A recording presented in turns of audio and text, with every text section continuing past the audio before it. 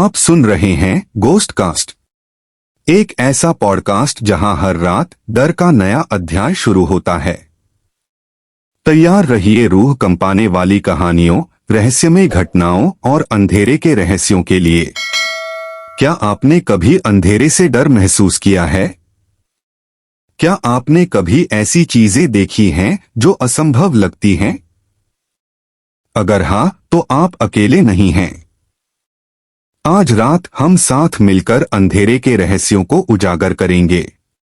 Ghost cast में आपका स्वागत है, जहां हम डर को समझने की कोशिश करते हैं और अज्ञात की ओर एक कदम बढ़ाते हैं। नमस्ते दोस्तों, क्या आप डर के मारे कांप रहे हैं? नहीं? अच्छा, हम आपको डरा देंगे। यह है गोस्ट कास्ट, जहां हम आपको हंसाते भी हैं और डराते भी हैं। लेकिन गंभीरता से हम आपको कुछ ऐसी कहानियां सुनाएंगे जो आपको सोचने पर मजबूर कर देंगी। तो तैयार हो जाइए एक रोमांचक सफर के लिए। कहते हैं, सती की चिता सिर्फ उसकी देह को जलाती है, पर उसकी आत्मा की चीखें सदियों तक सुनी जाती हैं। पर क्या हो अगर वो आत्मा चुप न बैठे? क्या हो अगर वो सवाल करे? गंगा के किनारे बसा था एक प्राचीन गांव, जिसे लोग विरक्तपुर कहते थे। नाम भले ही शांतिपूर्ण लगता हो, पर इस गांव की कहानी कभी शांत नहीं थी। गांव में एक ऐसा राज छिपा था जिसे जानने की कोशिश में कई लोगों की जान गई। उस गांव की हवाओं में एक दबीबी सी चीख सुनाई देती थी, जो हर अमावस की रात तेज हो जाती। लोग कहते थे, ये चीख उस औरत की है जिसे सती बना दिया गया था। गांव में एक जिज्ञासु लड़की थी जिसका नाम था यशोदा। यशोदा को भूत प्रेत की कहानियों पर यकीन नहीं था। उसकी मान्यता थी कि हर घटना के पीछे कोई न कोई वजह होती है। लेकिन विरक्तपुर की चीखें उसके तर्क को हर बार चुनौती देती थीं। यशोदा ने कई बार अपनी दादी से इस रहस्यमय चीख के बारे में पूछा। दादी ने सिर्फ एक ही बात कही, बेटा, ये उस स्त्री का श्राप है जिसे जलाया गया। पर उस आग में कुछ ऐसा भी जल गया जो नहीं जलना चाहिए था। यशोदा का कौतूहल बढ़ गया। गांव के बुजुर्ग कहते थे कि ये घटना करीब 200 साल पहले की है। एक जवान रानी पद्मावती, जिसकी सुंदरता की चर्चा दूर दूर तक थी, अपने पति के साथ इस गांव में रहने आई थी। राजा देवेश्वर, जो वीर और दयालु थे, उनसे विवाह करके आए थे। लेकिन विवाह के कुछ ही समय बाद युद्ध छिड़ गया और राजा को युद्ध भूमि में जाना पड़ा। कुछ महीने बीते और खबर आई कि राजा युद्ध में वीरगति को प्राप्त हुए। गांव के नियमों के अनुसार रानी पद्मावती को सती होना पड़ा। सती प्रथा का विरोध करने वाला कोई नहीं था। यह गांव की परंपरा थी। रानी को चिता पर बैठा दिया गया। लेकिन जैसे ही चिता जली, लोगों ने एक चीख सुनी जो दिल दहला देने वाली थी। रानी की चीख के बाद से गांव में अजीब घटनाएं होने लगीं। चिता की राख से कभी धुआं उठता, तो कभी रात के समय एक परछाई गांव में घूमती नजर आती। कुछ लोग कहते थे, रानी का बलिदान अधूरा था। उसके साथ कुछ ऐसा हुआ जो उसे मरने नहीं देता। यशोदा ने इस रहस्य को सुलझाने की ठान ली। उसने सबसे पहले गांव के पुराने मंदिर का रुख किया, जहां रानी की मूर्ति स्थापित थी। वहां के पुजारी ने उससे कहा, ये मूर्ति सिर्फ एक मूर्ति नहीं है। इसके अंदर रानी की आत्मा कैद है। जब भी कोई चिता जलेगी, उसकी चीख सुनाई देगी। यशोदा ने पुजारी की बातों को सुना, पर उसे यकीन नहीं हुआ। उसने पुरानी घटनाओं की तह तक जाने का फैसला किया। वह गांव के सबसे बूढ़े व्यक्ति नानक दादा के पास गई। नानक दादा ने कांपती आवाज में कहा, तू जितना जानने की कोशिश करेगी, उतना ही पास मौत आएगी। पर अगर तुझ में साहस है, तो रानी की कहानी का अंत ढूंढ ले। दादा ने उसे एक सुराग दिया। उन्होंने कहा, रानी की चिता का कोई निशान अब नहीं है, लेकिन अगर तू गंगा के उस पार वाले पुराने मंदिर में जाएगी तो सच्चाई सामने आएगी। पर याद रख, वहां जाने वाला कभी लौटकर नहीं आता। अगले दिन यशोदा ने गंगा पार करने की ठानी। गांव के लोग उसे रोकते रहे। पागल मत बन, वहां रानी की आत्मा तुझे मार डालेगी। लेकिन यशोदा को रोक पाना आसान नहीं था। रात का समय था। यशोदा अकेले नाव लेकर गंगा पार कर रही थी। नदी शांत थी, लेकिन उसकी गहराई में अजीब सी बेचैनी थी। जैसे ही वह नदी के बीच में पहुंची, हवा तेज हो गई। नाव हिलने लगी और अचानक उसने एक आवाज सुनी। तू क्यों आ रही है? रुक जा, वापस जा। यशोदा ने हिम्मत नहीं हारी। उसने जोर से कहा, अगर तू सच में रानी पद्मावती है तो मुझे अपना राज बता। मैं तुझे मुक्ति दिलाऊंगी। आवाज शांत हो गई और यशोदा सुरक्षित गंगा पार कर गई। गंगा के उस पार एक पुराना टूटा फूटा मंदिर था। मंदिर के अंदर घुप अंधेरा था। वहां एक पुरानी जली हुई चिता की राख थी। जैसे ही यशोदा ने राख को छुआ, उसे एक दृश्य दिखाई दिया। रानी पद्मावती चिता पर बैठी थी। लेकिन उससे पहले कुछ ऐसा हुआ जिसे कोई नहीं जानता था। चिता को जलाने से पहले गांव के मुखिया ने रानी से कहा था, तुझे सिर्फ सती नहीं होना पड़ेगा, तुझे हमारे पापों का भार भी उठाना होगा। यह सुनकर रानी गुस्से से तड़प उठी थी। यशोदा को महसूस हुआ कि यह सिर्फ एक आत्मा का रोष नहीं था, बल्कि समाज की बर्बरता का नतीजा था। लेकिन कहानी अधूरी थी। मंदिर की दीवारों पर कुछ लिखा था जो वक्त के साथ मिट चुका था। अचानक मंदिर के अंदर का वातावरण बदल गया। हवा तेज हो गई और एक परछाई यशोदा के सामने प्रकट हुई। तू कौन है जो मेरे रहस्य को जानना चाहती है? यशोदा ने डरते हुए कहा, मैं तुझे मुक्ति दिलाना चाहती हूं। मुझे बता, तेरी आत्मा को क्या चाहिए? परछाई ने हंसते हुए कहा, मुक्ति? मेरी मुक्ति तो तब होगी जब तू उस गुनाह को उजागर करेगी जो मेरे साथ हुआ। यशोदा को पता चलता है कि रानी पद्मावती की मौत एक दुर्घटना नहीं थी। यह एक साजिश थी जो उन लोगों ने रची थी जो सत्ता और संपत्ति के भूखे थे। रानी ने चिता पर बैठने से पहले कुछ ऐसा देखा था जो उसके दर्द और गुस्से की वजह बना। पर यह रहस्य क्या था? रानी ने क्या देखा था? और उसकी चीखें अब तक क्यों गूंजती हैं? अंधेरा गहराता जा रहा था। यशोदा मंदिर के भीतर उस परछाई को देख रही थी जो खुद को रानी पद्मावती की आत्मा बता रही थी। ठंडी हवाओं का झोंका जैसे मंदिर की हर दरार से अंदर घुस रहा था। रानी की परछाई यशोदा को घूरते हुए बोली, तूने मेरी राख को छुआ, अब मेरा सच जानने के लिए तुझे मेरे दर्द के हर पहलू से गुजरना होगा। पर ध्यान रखना, जो भी सच देखेगा उसे मौत करीब से देखनी पड़ेगी। यशोदा ने डरते हुए पूछा, मुझे बता, आखिर तेरे साथ हुआ क्या था? क्यों तेरी चीखें आज भी इस गांव की हवाओं में गूंजती हैं? रानी की परछाई हंस पड़ी, लेकिन उसकी हंसी में ऐसा दर्द था जो किसी के रोंगटे खड़े कर दे। सच जानने की जल्दी है? पहले देख उस चिता के पीछे क्या छुपा है।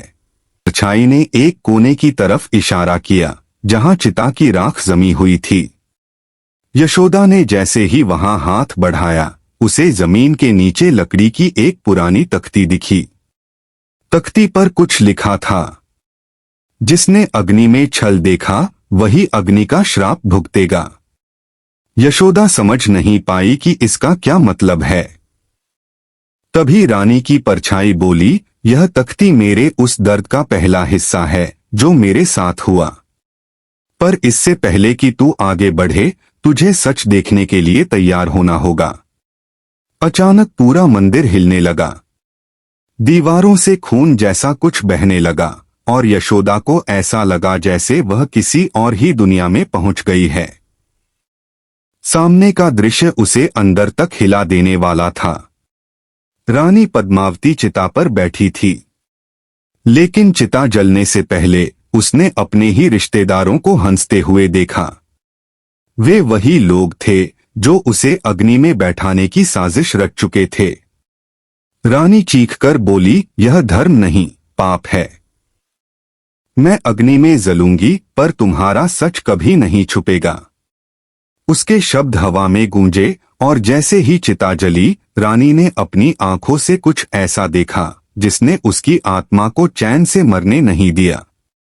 रानी की परछाई ने यशोदा को बताया, मेरे पति को युद्ध में नहीं मारा गया था। यह एक षड्यंत्र था जिसे मेरे ही अपनों ने रचा। राजा को मरवाने के बाद उन्होंने मुझे चिता पर बैठाने का नाटक किया ताकि मेरी संपत्ति पर कब्जा कर सकें।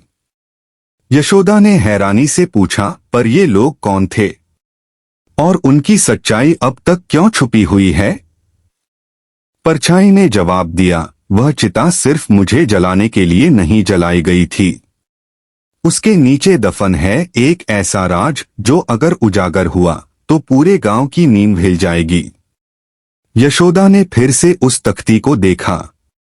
तख्ती के नीचे कुछ और छिपा था। उसने जैसे ही उसे हटाया, वहां से एक पुराना संदूक निकला। संदूक पर खून से लिखे शब्द थे। जिसने इसे खोला वह मौत के दरवाजे के करीब होगा। यशोदा ने डरते हुए संदूक खोला। अंदर एक चिट्ठी थी जो रानी के पति ने लिखी थी। चिट्ठी में लिखा था, अगर यह चिट्ठी कभी मिले तो समझना मेरे अपनों ने ही मुझे मरवाया। यह चिता सिर्फ मेरी पत्नी को जलाने के लिए नहीं बनी है। इसके नीचे वह सबूत छुपे हैं जो हमारे दुश्मनों का सच उजागर करेंगे। जैसे ही यशोदा ने चिट्ठी पढ़ी, मंदिर के अंदर का माहौल अचानक बदल गया। हवा ठंडी और भारी हो गई। एक भयानक गर्जना के साथ मंदिर के अंदर एक और परछाई प्रकट हुई। यह परछाई उन लोगों की थी जो रानी को जलाने की साजिश में शामिल थे। वे चिल्लाने लगे, यह सच बाहर नहीं आ सकता। अगर यह सच उजागर हुआ तो हम सब श्रापित हो जाएंगे।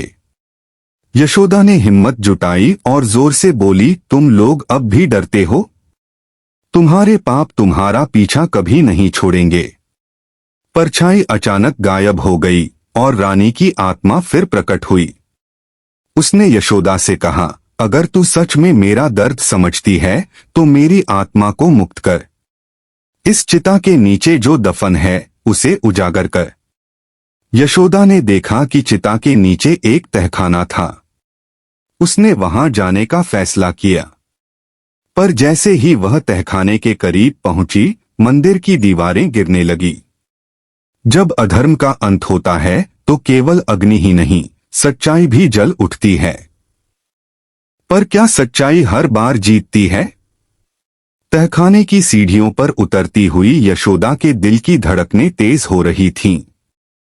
मंदिर के अंदर फैला अंधेरा और गिरती हुई दीवारें उसकी हिम्मत को तोड़ने की कोशिश कर रही थीं, लेकिन उसके मन में एक ही बात थी, रानी पद्मावती की आत्मा को मुक्त करना और उस राज को उजागर करना जिसने सदियों तक गांव को श्रापित रखा।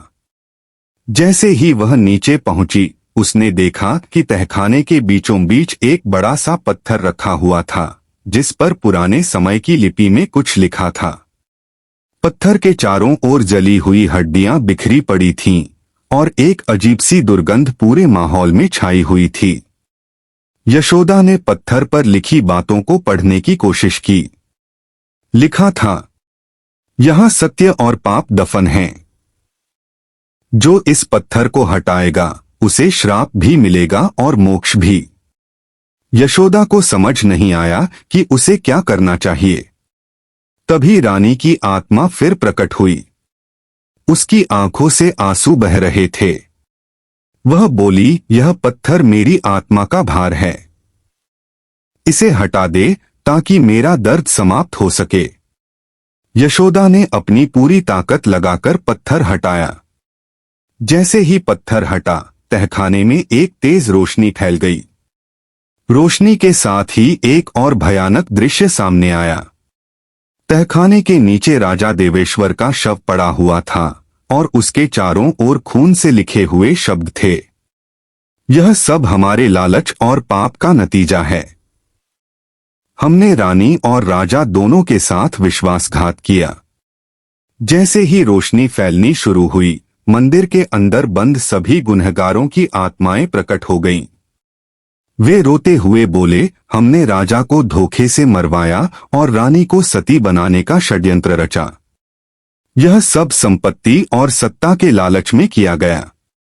रानी की आत्मा गुस्से से कांप रही थी।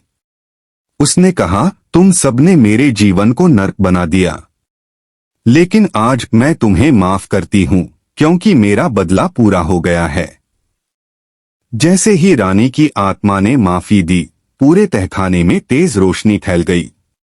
रानी और राजा की आत्माएं एक दूसरे से मिल गईं। दोनों के चेहरे पर सुकून था।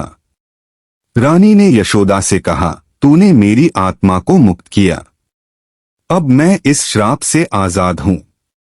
तहखाने की दीवारें गिरने लगीं और पूरा मंदिर तेज आवाज के साथ ध्वस्त हो गया। लेकिन चमत्कार यह था कि यशोदा को कुछ नहीं हुआ। वह सुरक्षित गंगा के किनारे पहुंच गई।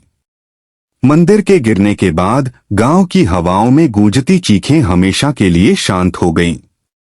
लोग हैरान थे कि वह श्रापित स्थान अब पवित्र लगने लगा था। यशोदा ने पूरे गांव को रानी और राजा के साथ हुए अन्याय की सच्चाई बताई। गांव के लोग सदमे में थे। उन्होंने वादा किया कि वे कभी भी ऐसी प्रथाओं का समर्थन नहीं करेंगे। उन्होंने सती प्रथा, लालच और अन्य कुप्रथाओं को हमेशा के लिए त्याग दिया। धर्म वह नहीं जो किसी के जीवन को छीन ले, बल्कि धर्म वह है जो इंसानियत और न्याय को बनाए रखे। यशोदा ने अपनी आंखों में आंसू लिए गंगा की तरफ देखा और मन ही मन कहा, रानी पद्मावती, तुम्हारी चीखों ने हमें जागरूक किया। अब हम वादा करते हैं कि तुम्हारा बलिदान व्यर्थ नहीं जाएगा। और इस तरह रानी पद्मावती की आत्मा को शांति मिली और सती की अग्नि का रहस्य हमेशा के लिए समाप्त हो गया।